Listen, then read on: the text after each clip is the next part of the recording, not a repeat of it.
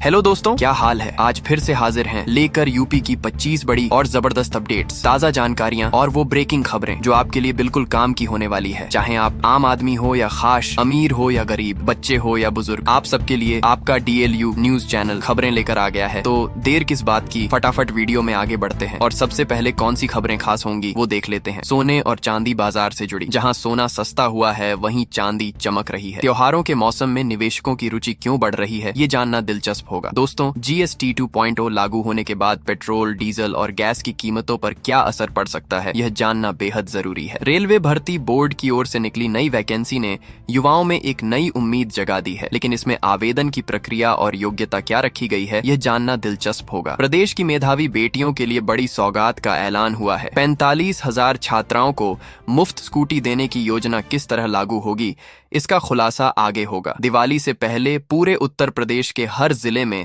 खास मेले लगने जा रहे हैं। ये मेले कितने दिन चलेंगे और इनमें क्या क्या खास मिलेगा, ये हम आगे विस्तार से बताएंगे। तो दोस्तों, ऐसे ही पूरी 25 खबरों को विस्तार से देखेंगे, लेकिन वीडियो में आगे बढ़ने से पहले अगर अभी तक आपने इस वीडियो को लाइक और चैनल को सब्सक्राइब नहीं किया है तो अभी करें, और इसके साथ ही कौन सी खबर आपके जिले या राज्य से जुड़ी थी ये हमें कमेंट में जरूर बताइए। तो चलिए शुरू करते हैं पहली खबर से, संभल से जुड़ी बड़ी खबर के साथ। उत्तर प्रदेश की शिक्षा मंत्री गुलाब देवी ने मुख्यमंत्री योगी आदित्यनाथ से संभल शहर का नाम बदलने की मांग की है। उनका कहना है कि इस जिले के इतिहास और सांस्कृतिक महत्व को देखते हुए इसका नाम बदलना आवश्यक है। इस मुद्दे पर सरकार जल्द विचार कर सकती है। लोगों में भी इस विषय पर चर्चा तेज हो गई है। अब देखना होगा कि क्या मुख्यमंत्री इस मांग पर कोई निर्णय लेते हैं। चलिए नजर डालते हैं अगली खबर पर। उत्तर प्रदेश के मुख्यमंत्री योगी आदित्यनाथ ने कहा है कि GST सुधारों का सबसे ज्यादा लाभ राज्य के व्यापारियों और ग्राहकों को हुआ है। उन्होंने बताया कि कारोबार आसान हुआ है और उपभोक्ताओं को भी सस्ती दरों पर सामान मिल रहा है। योगी जी का मानना है कि ये सुधार प्रदेश की अर्थव्यवस्था को मजबूत करने में अहम भूमिका निभा रहे हैं। व्यापारियों ने भी इस फैसले का स्वागत किया है। इससे बाजार में पारदर्शिता और विकास की गति बढ़ी है। चलिए नजर डालते हैं अगली खबर पर। मुख्यमंत्री योगी आदित्यनाथ ने कहा है कि देश के इतिहास में हिंदू आबादी में 30 करोड़ की गिरावट सबसे काला अध्याय है। उन्होंने इस पर गहरी चिंता जताते हुए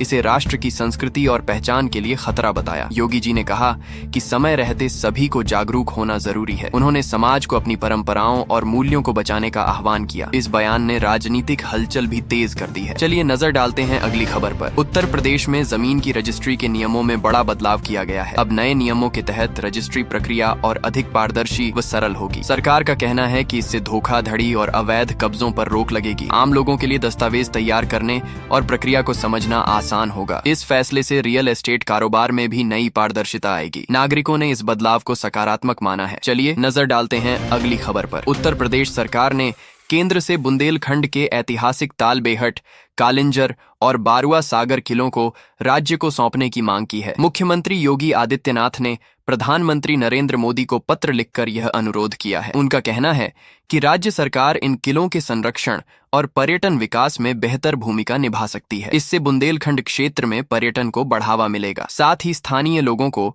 रोजगार के अवसर भी मिलेंगे। चलिए नजर डालते हैं अगली खबर पर। शिक्षा के क्षेत्र से एक अहम खबर है। प्री प्राइमरी और ECCE एजुकेटर से जुड़ी नई पहल शुरू की गई है। सरकार का उद्देश्य छोटे बच्चों की शिक्षा को और अधिक गुणवत्तापूर्ण बनाना है। इस योजना से बाल शिक्षा में नई दिशा और बेहतर संसाधन उपलब्ध होंगे। शिक्षकों को विशेष प्रशिक्षण भी दिया जाएगा। बच्चों की बुनियादी शिक्षा को मजबूत करने की दिशा में यह बड़ा कदम माना जा रहा है। चलिए नजर डालते हैं अगली खबर पर। आधार कार्ड से जुड़ी बड़ी खबर सामने आई है। सरकार ने आधार कार्ड अपडेट करने के लिए नई प्रक्रिया लागू की है। अब नागरिक अपने दस्तावेज ऑनलाइन भी आसानी से अपडेट कर पाएंगे। इससे समय और धन दोनों की बचत होगी। साथ ही गलतियों को सुधारना भी आसान बना दिया गया है। लोगों को सलाह दी गई है कि वे अपनी जानकारी सही और अद्यतन रखें ताकि भविष्य में किसी दिक्कत का सामना न करना पड़े। चलिए नजर डालते हैं अगली खबर पर। मुख्यमंत्री योगी आदित्यनाथ इस बार नवरात्रि और दीपावली से पहले लाखों छात्रों को बड़ा तोहफा देने वाले हैं। जानकारी के मुताबिक शुक्रवार को आयोजित एक भव्य कार्यक्रम में CM योगी छात्रों को यह सौगात देंगे। यह उपहार शिक्षा से जुड़ी सुविधाओं और सहायता राशि से संबंधित होगा। सरकार का कहना है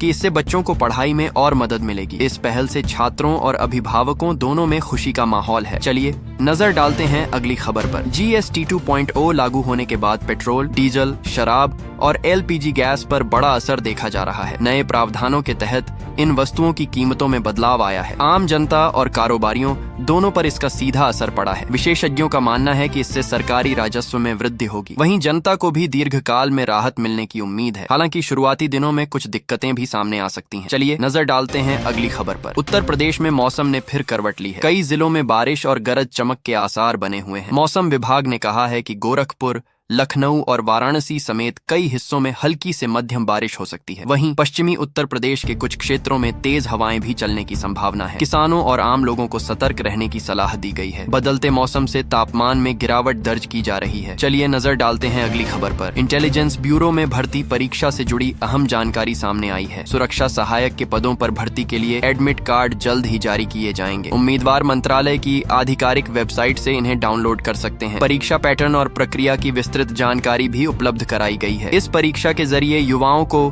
केंद्र सरकार की महत्वपूर्ण सेवा में शामिल होने का अवसर मिलेगा। बड़ी संख्या में अभ्यर्थी इस परीक्षा का इंतजार कर रहे हैं। चलिए नजर डालते हैं अगली खबर पर। रेलवे भर्ती बोर्ड ने NTPC की नई वैकेंसी का नोटिफिकेशन जारी कर दिया है। इस बार कुल 8,875 पदों पर भर्तियां होंगी। आवेदन की प्रक्रिया जल्द ही शुरू होगी और इच्छुक उम्मीदवार ऑनलाइन रजिस्ट्रेशन कर सकेंगे। यह भर्ती स्नातक और इंटरमीडिएट दोनों स्तरों पर होगी। रेलवे ने पात्रता, तिथियों और चयन प्रक्रिया से जुड़ी विस्तृत जानकारी जारी की है। लाखों अभ्यर्थियों के लिए यह सुनहरा मौका माना जा रहा है। चलिए नजर डालते हैं अगली खबर पर। कैनरा बैंक ने अप्रेंटिस भर्ती का बड़ा ऐलान किया है। कुल 3,500 पदों पर भर्ती प्रक्रिया शुरू हो गई है। आवेदन करने के लिए उम्मीदवारों को स्नातक होना अनिवार्य है। बैंक ने पात्रता, आवेदन की तारीख और चयन प्रक्रिया की जानकारी आधिकारिक नोटिफिकेशन में दी है। इस भर्ती के जरिए युवाओं को बैंकिंग क्षेत्र में रोजगार का अवसर मिलेगा। आवेदकों से आग्रह है कि वे समय रहते आवेदन कर दें। चलिए नजर डालते हैं अगली खबर पर। प्रधानमंत्री किसान सम्मान निधि योजना से जुड़ी अहम खबर है। इस योजना के तहत किसानों को हर किस्त में 2,000 रुपए की वित्तीय सहायता दी जाती है। किसान अब 21वीं किस्त का बेसब्री से इंतजार कर रहे हैं। सरकार ने साफ किया है कि केवल पात्र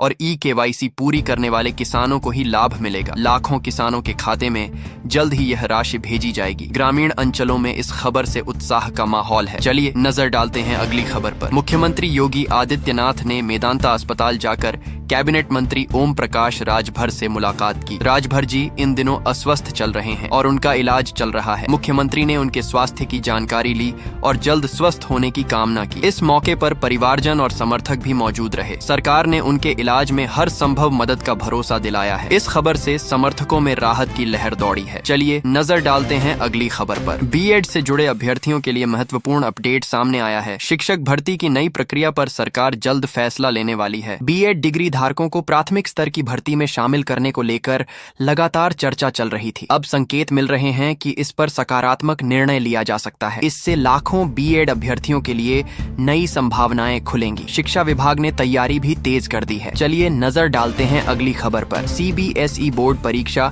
2026 का कार्यक्रम घोषित कर दिया गया है। 10वीं और 12वीं की परीक्षाएं तय समय पर आयोजित होंगी। बोर्ड ने प्रारंभिक कार्यक्रम जारी कर दिया है ताकि छात्र तैयारी पूरी कर सकें। परीक्षा फरवरी महीने में शुरू होने की संभावना है। छात्रों और अभिभावकों से कहा गया है कि वे आधिकारिक वेबसाइट पर नजर बनाए रखें। शिक्षा जगत में इस घोषणा से हलचल तेज हो गई है। चलिए नजर डालते हैं अगली खबर पर। उत्तर प्रदेश सरकार ने हर जिले को एक्सप्रेसवे से जोड़ने की योजना तैयार कर ली है। मुख्यमंत्री योगी आदित्यनाथ ने कहा कि आने वाले वर्षों में प्रदेश की हर तहसील और जिला तेज रफ्तार सड़क नेटवर्क से जुड़ जाएगा। इससे आवागमन आसान होगा और उद्योगों को भी बढ़ावा मिलेगा। सरकार का लक्ष्य है कि निवेशक आसानी से किसी भी जिले तक पहुंच सकें। इस कदम से रोजगार और व्यापार दोनों में तेजी आएगी। प्रदेश विकास के नए दौर की ओर बढ़ रहा है। चलिए नजर डालते हैं अगली खबर पर। प्रधानमंत्री नरेंद्र मोदी कल उत्तर प्रदेश आ रहे हैं। वह ग्रेटर नोएडा में भव्य यूपी इंडिया एक्सपो मार्ट का उद्घाटन करेंगे। ये कार्यक्रम देश विदेश के निवेशकों और व्यापारियों के लिए बड़ा अवसर होगा। मुख्यमंत्री योगी आदित्यनाथ भी इस मौके पर मौजूद रहेंगे। इस एक्सपो में उत्तर प्रदेश की संस्कृति, उद्योग और हस्तशिल्प की झलक दिखाई जाएगी। आयोजन से प्रदेश की छवि को नई ऊंचाइयां मिलने की उम्मीद है। चलिए नजर डालते हैं अगली खबर पर। स्टेट बैंक ऑफ इंडिया ने छात्रों के लिए एक खास छात्रवृत्ति योजना शुरू की है। इस योजना के तहत योग्य छात्रों को 20 लाख रुपए तक की मदद मिलेगी। आवेदन की अंतिम तिथि 15 नवंबर रखी गई है। यह योजना उन छात्रों के लिए है जो उच्च शिक्षा प्राप्त करना चाहते हैं। आवेदन प्रक्रिया पूरी तरह ऑनलाइन होगी और चयन मेरिट के आधार पर होगा। इससे हजारों प्रतिभाशाली विद्यार्थियों को बड़ी राहत मिलेगी। चलिए नजर डालते हैं अगली खबर पर। मुख्यमंत्री योगी आदित्यनाथ ने घोषणा की है कि दिवाली से पहले हर जिले में विशेष मेले आयोजित किए जाएंगे। ये मेले 1 हफ्ते तक चलेंगे और इनमें स्थानीय उत्पादों को प्रदर्शित किया जाएगा। सरकार का मानना है कि इससे छोटे व्यापारियों और कारीगरों को बड़ा लाभ होगा। जनता को भी एक ही जगह पर विविध वस्तुएं खरीदने का मौका मिलेगा। इस योजना से स्थानीय अर्थव्यवस्था को मजबूती मिलने की उम्मीद है। चलिए नजर डालते हैं अगली खबर पर। उत्तर प्रदेश की 45,000 मेधावी छात्राओं के लिए बड़ी खुशखबरी है। सरकार ने घोषणा की है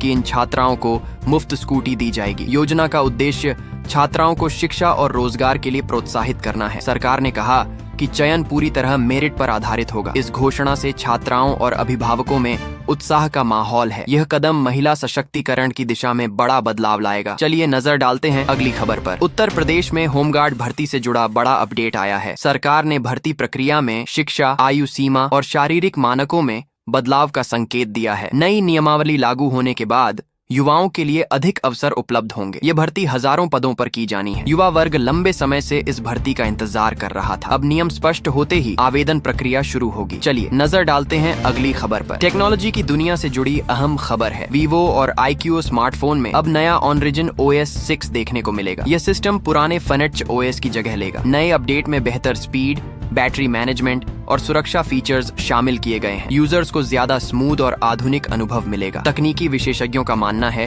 कि यह बदलाव स्मार्टफोन की कार्यक्षमता को और बढ़ा देगा। चलिए नजर डालते हैं अगली खबर पर। आगरा से जुड़ी खबर है, जहां GST परिषद ने दुकानों के लिए नया निर्देश जारी किया है। अब हर दुकान को वस्तुओं के GST से पहले और बाद की कीमतें अलग अलग दिखानी होंगी। इसका उद्देश्य पारदर्शिता लाना और ग्राहकों को सही जानकारी देना है। इससे उपभोक्ता आसानी से समझ सकेंगे कि वस्तु पर कितना GST लगाया गया है। व्यापारियों को भी अब नियमों का पालन करना होगा। यह कदम उपभोक्ता अधिकारों की रक्षा करेगा। तो दोस्तों, ये थी आज